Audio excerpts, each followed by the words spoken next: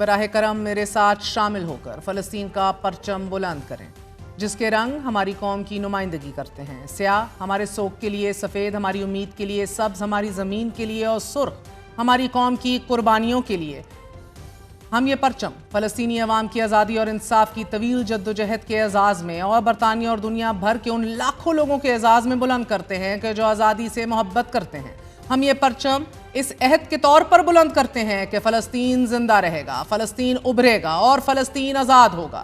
یہ الفاظ ناظرین برطانیہ میں فلسطینی سفیر حسام زملوت کے ہیں، اور یہ جملے انہوں نے فرانس اور برطانیہ کی جانب سے فلسطینی مشن کو سفارت خانے کا درجہ دینے اور اس اعلان کے لیے فلسطینی پرچم لہراتے ہوئے کہے۔ گزشتہ سال آئرلینڈ، اسپین اور ناروے کی طرف سے فلسطین کو بطور ریاست تسلیم کرنے کے بعد اب برطانیہ، کینیڈا، آسٹریلیا، فرانس، پرتگال اور دیگر یورپین ممالک نے بھی فلسطین کو بطور ریاست تسلیم کر لیا ہے، جبکہ اس کا اعلان اقوام متحدہ کے سربراہی کانفرنس اجلاس میں کیا جائے گا۔ اجلاس میں شرکت کے لیے وزیر اعظم شہباز شریف نیو یارک روانہ ہو چکے ہیں۔ ترجمان دفتر خارجہ کے مطابق سعودی عرب اور فرانس کی سربراہی میں منعقد کیے جانے والے اس اجلاس میں وزیر اعظم 26 ستمبر تک شرکت کریں گے اور فلسطین اور کشمیر کے حق خود ارادیت پر پاکستانی موقف پیش کریں گے، جبکہ ڈپٹی وزیر اعظم اور وزیر خارجہ اسحاق ڈار نیو یارک پہنچ چکے ہیں۔ ذرائع کے مطابق کل یعنی کہ 23 ستمبر کو وزیر اعظم شہباز شریف سعودی عرب، ترکی، قطر، متحدہ عرب امارات، انڈونیشیا اور مصر کے رہنماؤں کے ہمراہ امریکی صدر ڈونلڈ ٹرمپ سے مشترکہ ملاقات کرنے جا رہے ہیں، جس کی دعوت امریکی صدر نے دے رکھی تھی، جبکہ وزیر اعظم شہباز شریف 26 ستمبر کو جنرل اسمبلی اجلاس سے خطاب بھی کریں گے۔ یہ اجلاس اس وجہ سے نہایت اہمیت کا حامل ہے کیونکہ برطانیہ، آسٹریلیا اور کینیڈا باضابطہ طور پر فلسطینی ریاست کو تسلیم کرنے کا اعلان کریں گے۔ ناظرین، گزشتہ روز برطانوی وزیر اعظم نے پالیسی بیان دیتے ہوئے کہا تھا کہ آج امن اور دو ریاستی حل کی امید کو زندہ کرنے کے لیے میں بطور وزیر اعظم برطانیہ اعلان کرتا ہوں کہ برطانیہ باضابطہ طور پر ریاست فلسطین کو تسلیم کرتا ہے، جبکہ غزہ میں اسرائیل کی جانب سے بھوک اور تباہی اور جینوسائیڈ سے متعلق برطانوی وزیر اعظم نے اسرائیل پہ نرم موقف رکھتے ہوئے کہا تھا کہ غزہ میں انسانوں کا پیدا کردہ بحران نئی گہرائیوں تک پہنچ چکا ہے جو ناقابل برداشت ہے۔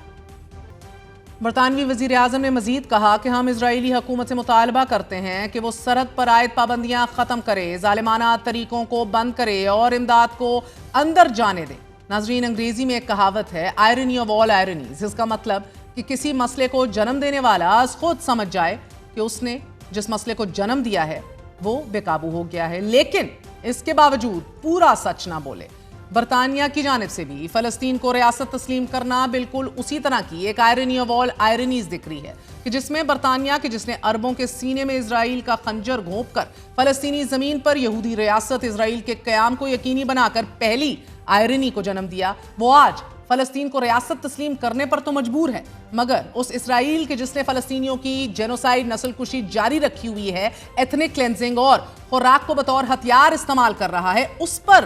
ایک لفظ نہیں بولا۔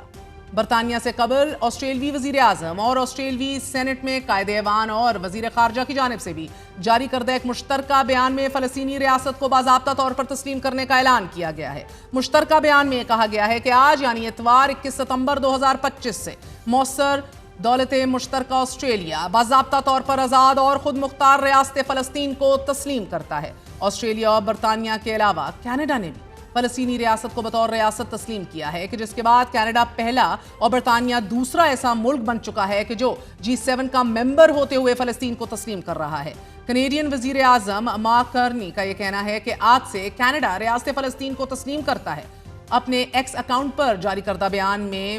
کینیڈین پریمیئر کا یہ کہنا ہے کہ کینیڈا ریاست فلسطین کو تسلیم کرتا ہے اور ریاست فلسطین اور ریاست اسرائیل دونوں کے لیے پرامن مستقبل کے وعدے کی تعمیر میں اپنی شراکت پیش کرتا ہے۔ حماس کی جانب سے ناظرین ان تینوں ممالک کے فیصلوں کا خیر مقدم کیا گیا ہے، مگر ساتھ ہی عملی اقدامات پر بھی زور دیتے ہوئے کہا گیا ہے کہ غزہ میں جنگ ختم ہو اور اسرائیل کو مغربی کنارے کو ضم کرنے سے روکا جا سکے، جبکہ امریکہ اور اسرائیل نے فلسطینی ریاست کو تسلیم کرنے کے فیصلے کی سخت مذمت کرتے ہوئے اسے رسمی کارروائی قرار دیا ہے۔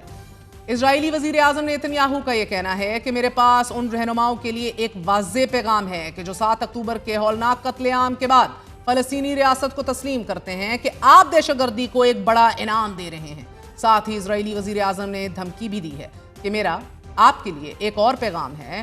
اور دریائے اردن کے مغرب میں کوئی فلسطینی ریاست قائم نہیں ہوگی، جبکہ اسرائیل کے انتہا پسند قوم پرست وزیر برائے قومی سلامتی ایتامر بن غویر نے اسرائیلی حکومت سے مطالبہ کیا ہے کہ وہ مقبوضہ مغربی کنارے کو ضم کریں اور فلسطینی اتھارٹی کو مکمل طور پر کچل دیں۔ اسرائیل نے مذمت کی ہے تو اسرائیل کے سب سے بڑی اتحادی ملک یعنی کہ امریکہ نے برطانیہ، آسٹریلیا اور کینیڈا سمیت اپنے کئی اہم اتحادیوں کی جانب سے فلسطین کو ریاست کے طور پر تسلیم کرنے کو نمائشی اقدام قرار دے دیا ہے۔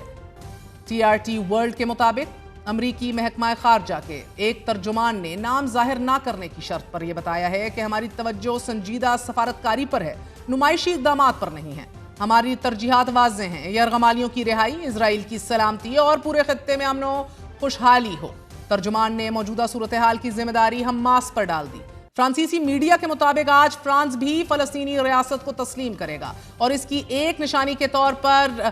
ہم دیکھیں گے کہ پیرس میں واقع آئیفل ٹاور پر فلسطینی جھنڈے لگا دیے جائیں گے۔ حالانکہ واضح رہے کہ فرانسیسی وزیر داخلہ جنہیں اسرائیل کے قریب سمجھا جاتا ہے، ناظرین، انہوں نے تقریباً 2 درجن سے زائد ٹاؤن ہالز کو ہدایات جاری کی تھیں کہ فلسطینی جھنڈا نہ لہرایا جائے۔ فرانسیسی وزارت داخلہ نے اپنے ہدایت نامے میں کہا تھا کہ عوامی خدمات میں غیر جانبداری کے اصول کے تحت ایسے مظاہرے ممنوع ہیں، اور اگر کسی میئر نے فلسطینی پرچم لہرانے کا فیصلہ کیا ہے تو اسے عدالتوں میں لے جایا جائے گا۔ تاہم نینٹس شہر کی سوشلسٹ میئر جوہانا رولنڈ نے ایک بیان میں کہا ہے کہ آج شام صدر اقوام متحدہ میں فلسطینی ریاست کو تسلیم کرنے کا اعلان کریں گے۔ نینٹس اس تاریخی فیصلے کی حمایت میں ایک روز کے لیے فلسطینی پرچم بلند کر رہا ہے، جبکہ پیرس کی میئر این ہڈالگو نے سوشل میڈیا پلیٹ فارم بلو اسکائی پر لکھا ہے کہ پیرس امن کے لیے اپنی وابستگی دہراتا ہے اور امن کے لیے پہلے سے بڑھ کر 2 ریاستی حل کی ضرورت ہے۔ بڑے یورپین ممالک فلسطینی ریاست کو تسلیم کرنے کے اعلانات کر رہے ہیں، جبکہ ایمنسٹی انٹرنیشنل نے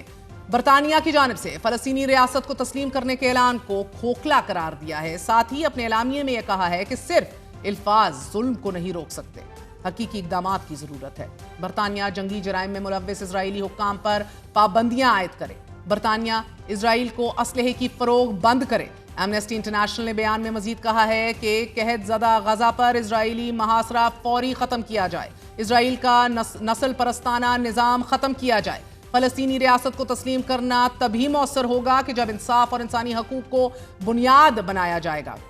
ایمنسٹی انٹرنیشنل نے اسرائیل پر پابندیوں اور اسلحہ فروخت کی بندش کا بھی مطالبہ کر دیا ہے، تو چین نے ناظرین عالمی برادری سے اپیل کی ہے کہ فلسطین کو اقوام متحدہ کی رکنیت دی جائے۔ چینی وزیر خارجہ نے عالمی برادری پر زور دیا ہے کہ اسرائیل فلسطینی تنازع کے حل کے لیے 3 اقدامات فوری اختیار کیے جائیں کہ جن میں غزہ میں فوری اور جامع جنگ بندی، فلسطینی عوام کی اپنے علاقوں پر حکمرانی اور 2 ریاستی حل کو مضبوطی سے قائم رکھنا شامل ہیں۔